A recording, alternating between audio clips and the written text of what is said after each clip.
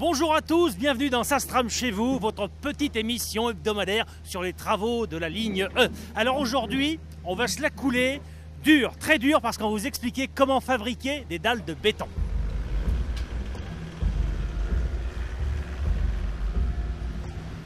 Pour installer la dalle de béton, c'est tout d'abord Eric, le géomètre que nous vous avions présenté dans un épisode précédent, qui va prendre les mesures pour implanter le coffrage. Et il va planter un petit peu partout sur le chantier des piquets en acier avec la hauteur de béton à couler, la largeur de la dalle ainsi que toute la longueur.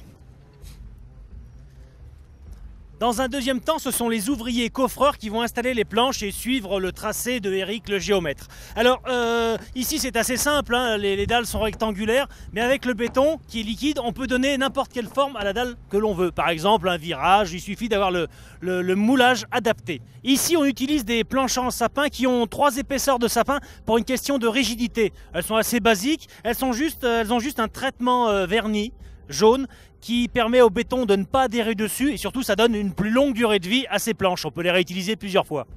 Ici, c'est pas une dalle, hein, c'est un accotement qu'on est en train de couler. Mais c'était pour vous montrer le béton. Et qu'est-ce que c'est que le béton? Eh bien, c'est un mélange de sable, de gravier, parfois de petits galets, mélangés avec de l'eau et du ciment. Bon, on a tous vu un jour nos amis, nos voisins, nos cousins. Peut-être même toi, Patrick, un jour, tu as fabriqué du béton avec une petite bétonnière. Eh bien ici, le béton, il vient d'une grande centrale, une énorme bétonnière, et il est transporté avec ces camions toupies. Et ces camions toupies, ils peuvent livrer jusqu'à 10 mètres cubes de béton en une seule fois, en un seul voyage. Le camion toupie, qu'on appelle aussi la bétonneuse, a une cuve qui tourne pendant le transport et malaxe le béton à l'intérieur. Et ça empêche la ségrégation. La ségrégation, c'est la réaction chimique qui fait que le béton durcit. L'intérieur du camion toupie est muni d'une vis sans fin. Et quand on fait tourner la cuve à l'envers, ça éjecte le béton dans un système de goulotte jusque dans le coffrage. Une fois arrivés dans le coffrage, les ouvriers aident à l'étalement du béton et surveillent surtout que l'on mette uniquement la dose voulue jusqu'au repère.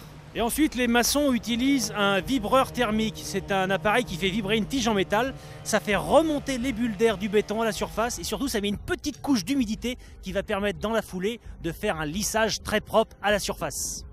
Parce que je vais te dire une bonne chose, Patrick. Le béton, c'est comme le sel dans la soupe. C'est plus facile d'en mettre que d'en enlever.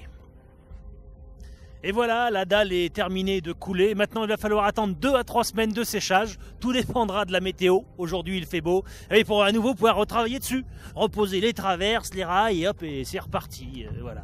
Bon, ben voilà. Alors, Patrick, qu'est-ce qu'on fait maintenant? On y va aussi, là? Hein? Parce que c'est l'heure du casse-dalle. C'est ça, le jeu de mots. Et c'est toi qui paye, Patrick, hein? Si, la dernière fois, c'est moi qui ai payé le casse-croûte, c'est toi qui paye.